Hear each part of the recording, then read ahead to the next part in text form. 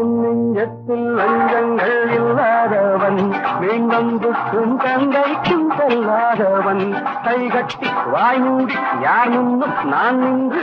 ஆதாயம் தேடாதவன் அந்த ஆகாயம் போல் வாழ்பவன்